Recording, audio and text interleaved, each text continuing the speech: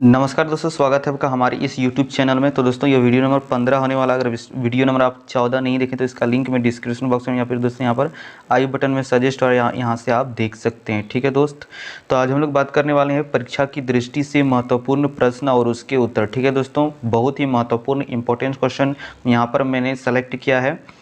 तो ये जो है दोस्तों इसका पहला वीडियो यानी जो क्वेश्चन आंसर है, इस क्यू यानी क्वेश्चन आंसर का जो वीडियो है ये पहला नंबर है, यानी दोस्तों पार्ट नंबर 1 है। ठीक है दोस्तों, पार्ट नंबर 1 है ये।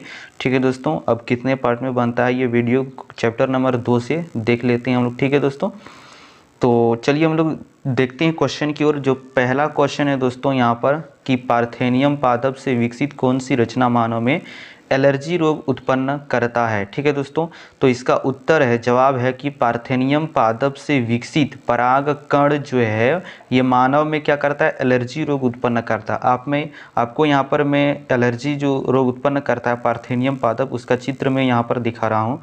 तो ये जो है दोस्तों ये वाला चित्र है आपका पार्थेनियम का पादप। ये क्या है दोस्तों, पार्थेनियम पादप का क्या है, चित्र है। ठीक है दोस्तों, ये आप देख रहिए यहाँ पर देख सकते हैं, आपको यहाँ पर सफ़ेद सफ़ेद कलर का पुष्प लगा हुआ है, फूल लगा हुआ है। तो चलिए हम लोग दूसरे क्वेश्चन की ओर बढ़ते हैं। और दोस्तों यहाँ पर दूसरा क्वेश्चन है, पराग कण का सबसे बाहरी आवरण किसका बना होता है। तो सबसे पहले इस चित्र में आप पराग कण को देख लीजिए। ठीक है, तो ये जो है दोस्तों पराग कण है। ठीक है, ये वाला चित्र है पराग कण। इसमें जो ये जो बाहरी आवरण है दोस्त, ये वाला, ठीक है, इसको हम लोग क्या कहते हैं, एक्साइन कहते हैं। ठीक है, एक्साइन यानी बाह्य चोल कहते हैं। और ये जो बाह्य चोल है ये स्पोरोपोलेलिन नामक रसायन से बना होता है। ठीक है दोस्तों, ये किससे बना होता है, स्पोरोपोलेलिन रसायन, ठीक है दोस्तों, केमिकल से बना होता है। ठीक है दोस्तों, आपको समझ में आ गया होगा कि परागकण का जो बाहरी आवरण होता है, बाह्य आवरण होता है, वो स्पोरोपोलेनिन होता है।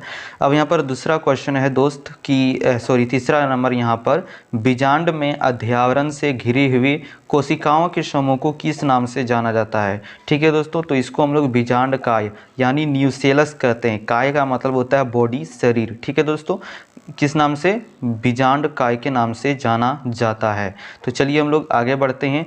और यहाँ पर क्वेश्चन नंबर 4 है दोस्तों कि बीजांड को तकनीकी रूप से क्या कहा जाता है। तो सबसे पहले कि इस चित्र को देखिए आप, यहाँ पर ये वाला जो चित्र है, यहाँ पर आप ध्यान दीजिए थोड़ा सा।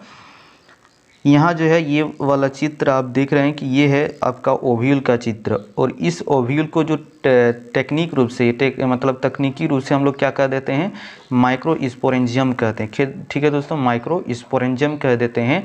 तो इसको हिंदी में क्या कहा जाता है, गुरु बीजाणु धानी कहते हैं। तो अगर आपसे कोई पूछा जाए कि बीजांड को तकनीकी रूप से क्या कहते हैं, तो आपका जवाब होगा गुरु बीजाणु धानी कहते हैं। चलिए हम लोग आगे क्वेश्चन की ओर बढ़ते हैं। क्वेश्चन नंबर 5 है यहाँ पर कि उन्मिल, ठीक है दोस्तों, यहाँ पर क्वेश्चन नंबर 5 है कि उन्मिल पुष्प और अनुन्मील्य पुष्प में क्या अंतर होता है। काफ़ी महत्वपूर्ण प्रश्न है, बहुत ही आप इसका स्क्रीनशॉट ले लेना। ठीक है दोस्तों, इसका आंसर है कि उन्मिल पुष्पों में वर्तिकाग्र जो है, वर्तिकाग्र और परागकोश दोनों अनावृत होते हैं, मतलब ढका हुआ नहीं रहता है। ठीक है, और जो अनुन्मील्य है पुष्प, ये वर्तिकाग्र और परागकोश दोनों क्या होता है, आवृत होता है, मतलब ढका हुआ रहता है। ठीक है दोस्तों, समझ में आ गया होगा। अब क्वेश्चन नंबर 6 देखते हैं, वाटर लिली में किसके द्वारा परागण होता है। रट लेना, जितना भी क्वेश्चन मैं आपको बता रहा हूँ सबका स्क्रीनशॉट लेके रट लेना, खा लेना और दिमाग में ठूस लेना। तो दोस्तों इसका आंसर है कीटों और वायु द्वारा। ठीक है दोस्तों, कीटों और वायु द्वारा। जो वाटर लिली होता है इसमें कीटों और वायु द्वारा दोनों द्वारा परागण होता है, इसको याद रखना। ठीक है दोस्तों, बहुत ही कठिन है इन प्रश्नों को याद करना और बनाना, बहुत मेहनत लगता है। और चैनल पर नया तो चैनल को सब्सक्राइब करके ऑल पर सेट कर देना, बेल आइकन को दबा के। ठीक है दोस्तों, ताकि जब भी मैं नया वीडियो अपलोड करूँ सबसे पहले आपको नोटिफिकेशन मिले। क्वेश्चन नंबर 7 है, केले को नहीं दिख रहा है क्या, ठीक है, रंग बदल रहे हैं अभी, चलिए बदल दिए हम लोग रंग, हाँ बदल। केले को है ना, केले को अनिश्चित फलन का एक अच्छा उदाहरण के रूप में क्यों माना जाता है। जो केला का फल है, केले को हम लोग अनिश्चित फलन का एक अच्छा उदाहरण क्यों मानते हैं, केले को ही क्यों माना जाता है, क्योंकि जो केला है इसमें निषेचन नहीं होता है, यानी केला में निषेचन, यानी केले के जब पुष्प होता है उसमें निषेचन नहीं होता है, इसलिए जो केले का फल है उसको अनिषेक फलन का एक अच्छा उदाहरण माना जाता है। अब और दोस्तों जो केला होता है ना उसमें बीज नहीं होता। आप देखे होंगे जब खाए होंगे आप केला तो उसमें बीज नहीं रहता है ना।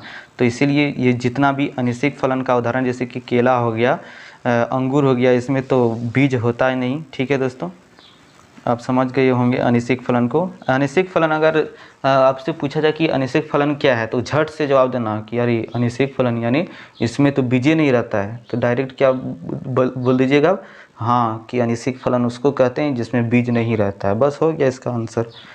उतना दिमाग ख़राब करने का ज़रूरत ही नहीं है। अब क्वेश्चन नंबर 8 को यहाँ पर पढ़ते हैं। क्वेश्चन नंबर 8 है, बस उसी का भतीजा है ये। क्वेश्चन नंबर 8 कहता है कि सेब के फल को अनिषेक फलन के रूप में क्यों वर्णित किया जाता है। ठीक है, तो अनिषेक फलन के रूप में क्यों वर्णित किया जाता है, तो कहता है कि सेब के फल का निर्माण जो है पुष्पासन से होता है। पुष्पासन जो है ये पुष्प का एक अलग भाग है, यानी जो सेब है वो अंडाशय से नहीं निर्मित होता है। जो अंडाशय से निर्मित होता है उसको हम लोग सत्य फल कहते हैं। ठीक है, अब ये कहता है कि सेब का जो निर्माण होता है वो पुष्पासन से होता है। पुष्पासन जो है पुष्प का एक अलग भाग है, एक अलग पार्ट है, इसलिए हम लोग अनिषेक फलन कहते हैं। किसको? सेब को अनिषेक फलन कहा जाता है इसलिए। ठीक है दोस्तों, आपको कारण पता चल गया होगा। अब यहाँ पर क्वेश्चन नंबर 9 है, बहुत महत्वपूर्ण क्वेश्चन है। त्रिसंलयन किसे कहते हैं? तो इसका आंसर है कि द्वितीयक केंद्रक यानी 2n और एक नर युग्मक। नर युग्मक को किससे दर्शाते हैं? n से दर्शाते हैं। तो जब ये दोनों मिलेगा, ठीक है, तो इसी को त्रिसंलयन कहा जाता है। इसके फलस्वरूप प्राथमिक भ्रूणपोष केंद्रक बनता है। एक यहाँ पर मैंने आपको ट्रिक दिया हूँ, इस ट्रिक से भी त्रिसंलयन को आप आसानी से याद रख सकते हैं। सिर्फ आपको याद रखना कि 2n क्या है? द्वितीयक केंद्रक है। n क्या है? एक नर युग्मक है। जब ये जुड़ जाएगा, जुड़ना मतलब संलयन होगा, तो संलयन होगा, जुड़ेगा तो क्या बनेगा? 3n बनेगा ना जी। ठीक है, तो 3n को हम लोग डायरेक्ट में क्या कह सकते हैं? ये वाला कह सकते हैं। क्या कह सकते हैं? प्राथमिक भ्रूणपोष केंद्रक कहते हैं। 3n को क्या कहते हैं? प्राथमिक भ्रूणपोष केंद्रक कहा जाता है। तो आशा करता हूँ ये वाला वीडियो आपको पसंद आया होगा। तो पसंद नहीं आया होगा तो भी लाइक कर देना यार, क्या जाता है, लाइक कर देना, सब्सक्राइब कर देना। इस सब में पैसा थोड़े लगता है, एकदम कर देना, 1 टका पैसे भी नहीं लगता है। तो सब्सक्राइब कर देना यार, बहुत मेहनत लगता है टाइपिंग में, PDF बनाना पड़ता है, उसके बाद स्क्रीन रिकॉर्डर करना पड़ता है, बहुत काम रहता है एगो वीडियो बनाने के लिए। ठीक है, तो चैनल पर नए तो चैनल को सब्सक्राइब कर देना। ठीक है, गाली वाली नहीं दे रहे हैं, ऐसे ही बोल रहे हैं कि सब्सक्राइब कर देना। ठीक है, तो चलिए मिलते हैं नेक्स्ट वीडियो में। पार्ट 2 के लिए इंतज़ार कीजिए, पार्ट 2 बहुत जल्द ही आने वाला है। ठीक है दोस्तों, सब्सक्राइब इसलिए हम आपको बोलते हैं कि सब्सक्राइब कर देना। जो भी बच्चा ट्यूशन नहीं करता है, कोचिंग नहीं करता है, तो इस चैनल के माध्यम से आप कोचिंग मतलब कोचिंग की तरह ही आप समझ सकते हैं। अगर आपको कोई भी क्वेश्चन हो तो आप इस वीडियो के नीचे जो है कमेंट बॉक्स, उसमें आप कमेंट कीजिएगा, उसका मैं सॉल्यूशन बताने का कोशिश करूँगा। और हो सकता है तो मेरा नंबर आप लोग लिख लीजिएगा 6206, ठीक है, 93 55 15। ये मेरा व्हाट्सअप नंबर है, इस पर भी व्हाट्सअप आप कर सकते हैं। तो मिलते हैं नेक्स्ट वीडियो में, तब तक के लिए जय हिंद, जय भारत।